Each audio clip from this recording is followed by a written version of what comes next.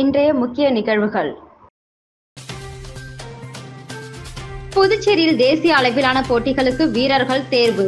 1000க்கும் மேற்பட்ட மாணவர்கள் பங்கேற்பு.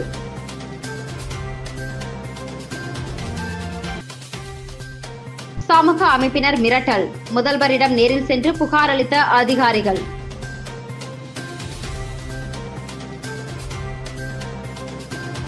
மணக்குள விநாயகர் சுவாமிக்கு தெப்பல் உற்சவம். ஏராளமானோர் பங்கேற்பு.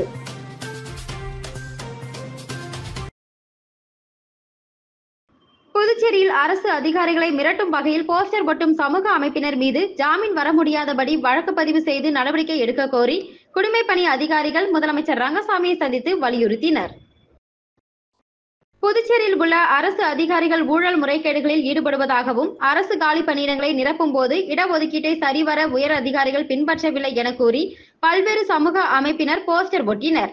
மேலும் அரசு அதிகாரிகளுக்கு எதிராக ஆர்ப்பாட்டத்திலும் ஈடுபட்டனர். இந்த நிலையில் இடஒதுக்கீடு விவகாரத்தில் அதிகாரிகளை மிரட்டும் வகையில் போஸ்டர் ஒட்டுவது, வீட்டின் முன்பு ஆர்ப்பாட்டம் நடத்தப்போவதாக அறிவிப்பது போன்ற செயல்களில் ஈடுபடும் சமூக அமைப்பினர் மீது ஜாமீன் வர முடியாதபடி வழக்கு பதிவு செய்ய வேண்டும் என வலியுறுத்தி 10க்கும் மேற்பட்ட புதுச்சேரி குடிமைப்பணி அதிகாரிகள் முதலமைச்சர் ரங்கசாமியை அவரது இல்லத்தில் சந்தித்து வலியுறுத்தினர்.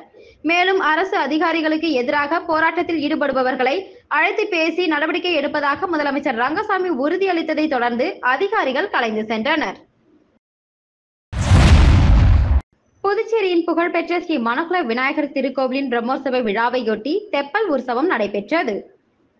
புதுச்சேரியின் புகழ்பெற்ற ஸ்ரீ மணக்குள விநாயகர் ஆலயத்தின் 64வது ஆண்டு பிரம்மோற்சவம் விழா கடந்த 9ஆம் தேதி கொடியேற்றத்துடன் துவங்கியது. அதனைத் தொடர்ந்து தினந்தோறும் மணக்குள விநாயகர் பல்வேறு வாகனங்களில் எழுந்தருளி வீதி உலா வந்து பக்தர்களுக்கு காட்சியளித்து வருகிறார். இந்த நிலையில் சுவாமிக்கு தெப்ப உற்சவம் இன்று நடைபெற்றது. இதனையொட்டி மலர்களால் அலங்கரிக்கப்பட்ட விநாயகர் ஆலயத்திலிருந்து எழுந்தருளி காந்தி வீதியில் உள்ள வேதபுரீஸ்வரர் ஆலயத்தில் வந்து அங்குள்ள குளத்தில் தெப்பல் உற்சவம் நடைபெற்றது. குளத்தில் 9 முறை வலம் வந்த விநாயகரை திரளான பக்தர்கள் வழிபட்டு சென்றனர்.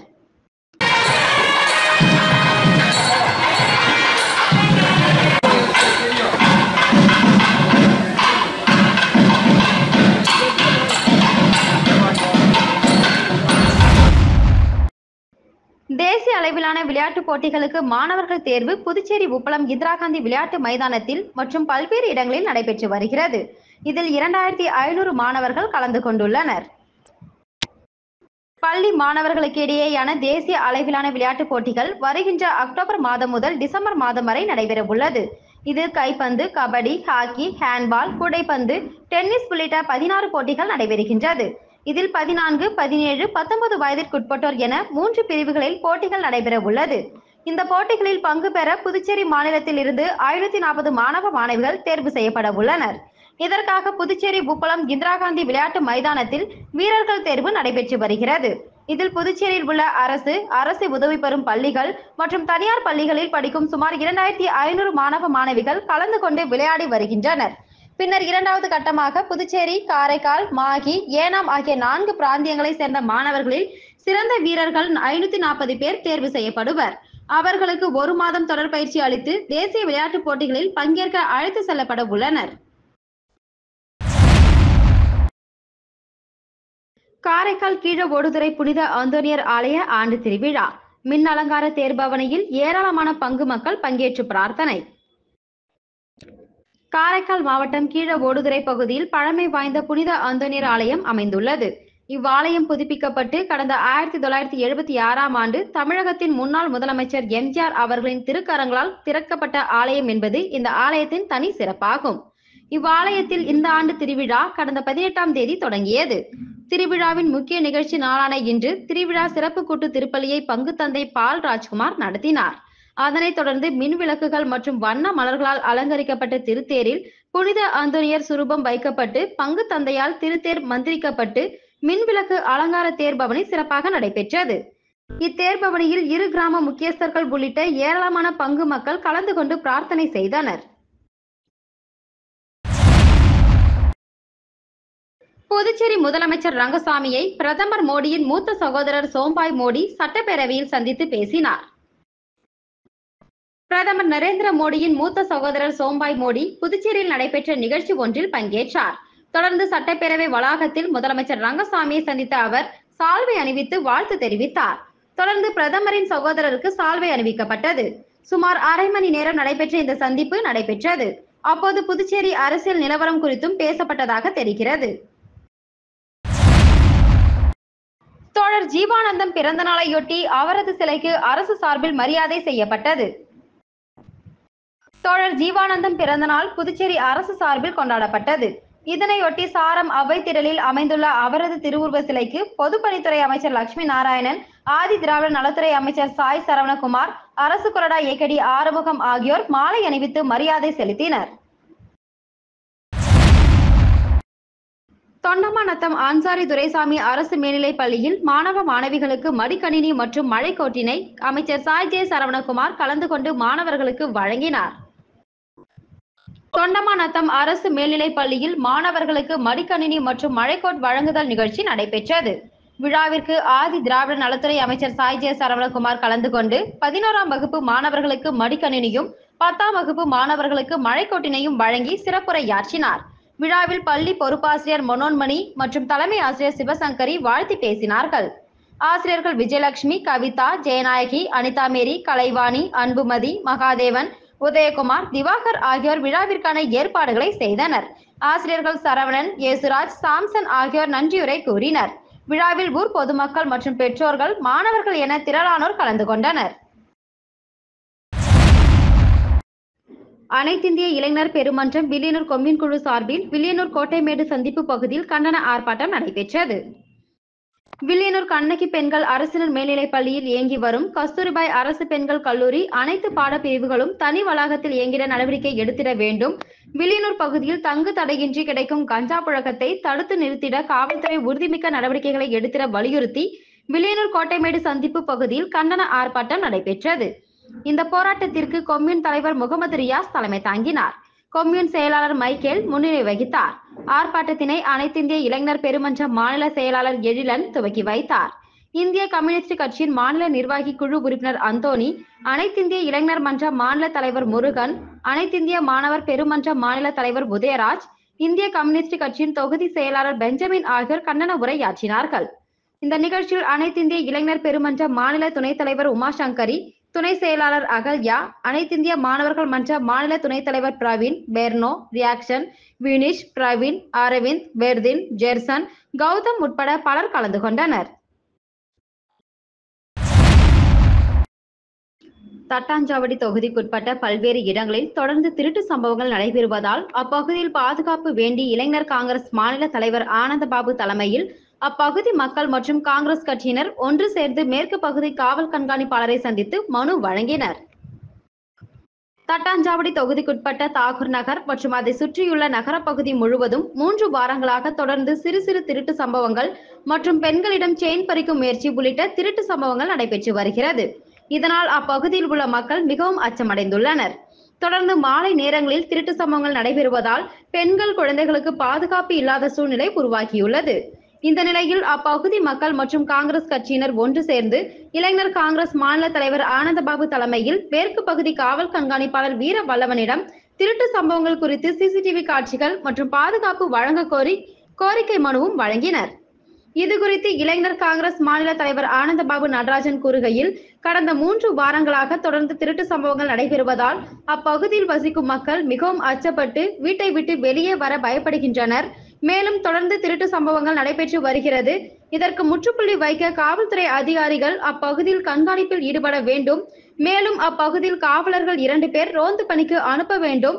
உடனடியாக குற்றவாளிகளை கைது செய்து அப்பகுதியில் அச்சத்தில் இருக்கும் மக்களை மீட்க வேண்டும் என்று தெரிவித்தார்.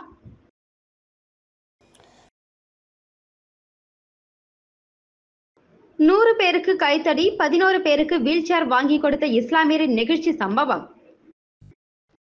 புதுச்சேரியில் இஸ்லாமிய சமூகத்தை சேர்ந்த ஒருவர் தனது பிழைப்பிற்கு தேவையான பொருட்களை வாங்க சென்ற இடத்தில் அதை மறந்து மாற்றுத்திறனாளிகளுக்கு தேவையான உபகரணங்களை வாங்கி வந்து கொடுத்த சம்பவம் புதுச்சேரியில் நிகழ்ச்சியை ஏற்படுத்தியுள்ளது. புதுச்சேரி வில்லியனூர் சுல்தான்பேட்டை அருகே உள்ள ஆத்துவாய்க்கால்பேட் பகுதியில் முகமது கவுஸ் என்பவர் பழைய இரும்பு கடை மற்றும் பழைய கார் உதிரி பாகங்கள் விற்கும் கடை நடத்தி வருகிறார். மேலும் இவர் 2 சக்கர மற்றும் 4 சக்கர வாகனங்களுக்கு தேவையான பழைய பொருட்களையும் இரும்பு பொருட்களையும் வெளியூர் சென்று வாங்கி விற்பனை செய்து வருகிறார். இந்த நிலையில் வழக்கம் போல் இருசக்கர வாகனங்களுக்கு தேவையான பழைய பொருட்களை வாங்க முகமது கவுஸ் வெளியூர் சென்றார். பழைய பொருட்கள் வாங்கும் கடைக்கு சென்று உள்ளார். அப்போது அங்கு நூற்றுக்கணக்கான வீல் சேர்கள், கைத்தடி மற்றும் செயற்கை கால்கள் என மாற்றுத்திறனாளிகளுக்கு தேவையான பல்வேறு வகையான பொருட்கள் அங்கே இருந்திருக்கிறது. இதனை கண்ட அவர் சற்றும் யோசிக்காமல் எடுத்துச் சென்ற 2 லட்சம் ரூபாய் பணத்திற்கு கார் உதிரி பாகங்கள் வாங்காமல் மாற்றுத்திறனாளிகளுக்கு தேவையான வீல் சேர், கைத்தடி, செயற்கை கால்கள், கைகள் என அனைத்து பொருட்களையும் வாங்கி கொண்டு புதுச்சேரி திரும்பினார். மேலும் முகமது கவுஸ் தனக்கு தெரிந்த தமிழகம் மற்றும் புதுச்சேரியை சேர்ந்த மாற்றுத்திறனாளிகளுக்கு தொலைபேசி மூலம் தொடர்பு கொண்டு அவர்களை வரவழைத்து 11 பேருக்கு வீல் சேர், 50க்கும் மேற்பட்ட முதியோர்களுக்கு கைத்தடி மற்றும் செயற்கை கால்களை வழங்கி தனக்கு தானே சந்தோஷம் அடைந்து கொண்டார். உபகரணங்களை பெற்றுக்கொண்ட மாற்றுத்திறனாளிகள் தங்களுக்கு மிகவும் சந்தோஷமாக இருக்கிறது என்றும் அவரை புகழ்ந்தனர்.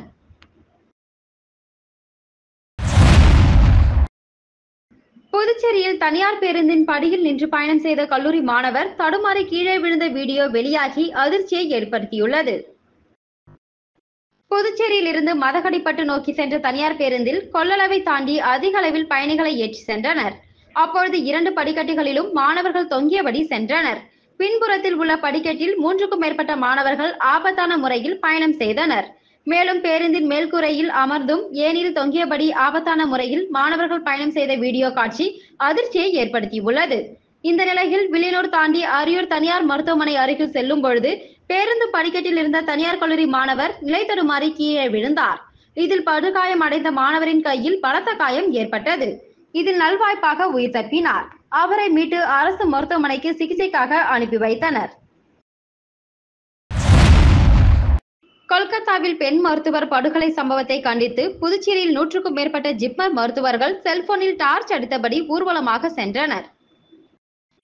கொல்கத்தாவில் பெண் மருத்துவர் படுகொலை செய்யப்பட்ட சம்பவத்தை கண்டித்து புதுச்சேரி ஜிப்மர் மருத்துவமனை மருத்துவர்கள் இன்று 8வது நாளாக தொடர் போராட்டத்தில் ஈடுபட்டு வருகின்றனர்.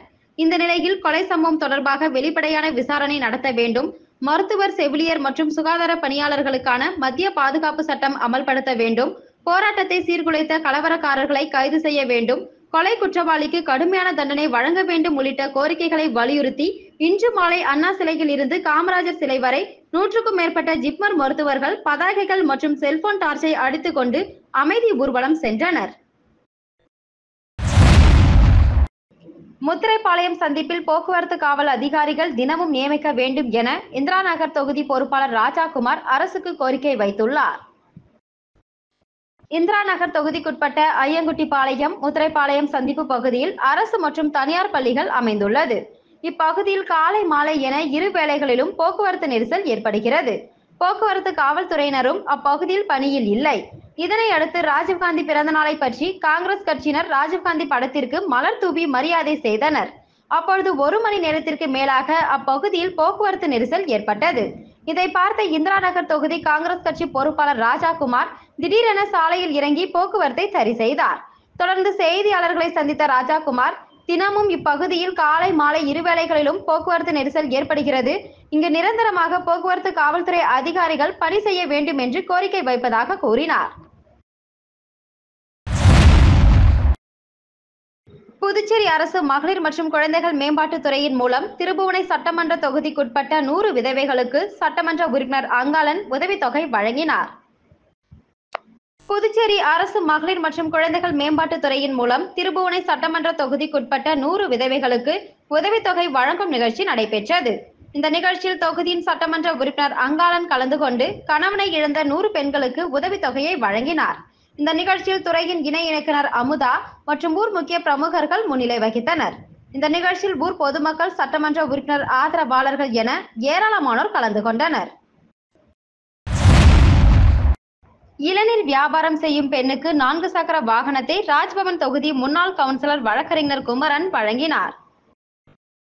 ராஜ்பவன் தொகுதியை சேர்ந்த இளநீர் வியாபாரம் செய்யும் பெண் ஒருவர் தனக்கு வியாபாரம் செய்ய 4 சக்கர தள்ளுவண்டி வேண்டும் என ராஜ்பவன் தொகுதி முன்னாள் கவுன்சிலர் வழக்கறிஞர் குமரனிடம் கோரிக்கை வைத்தார். இதனை அடுத்து அப்பெண்ணுக்கு 4 சக்கர வண்டியை வழக்கறிஞர் குமரன் வழங்கினார். உடன் ராஜ்பவன் தொகுதி முரளி, மோகனசுந்தரம், சுரேஷ் மற்றும் ராஜ்பவன் தொகுதியை சேர்ந்த பலர் கலந்து கொண்டனர்.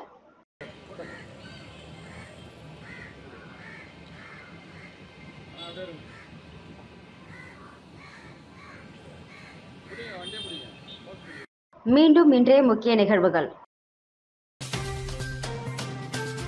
புதுச்சேரியில் தேசிய அளவிலான போட்டிகளுக்கு வீரர்கள் தேர்வு. 1000க்கும் மேற்பட்ட மாணவர்கள் பங்கேற்பு.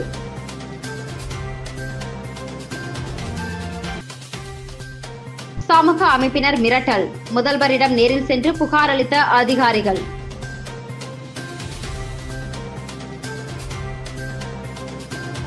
மணக்குள விநாயகர் சுவாமிக்கு தெப்பல் உற்சவம். ஏராளமானோர் பங்கேற்பு.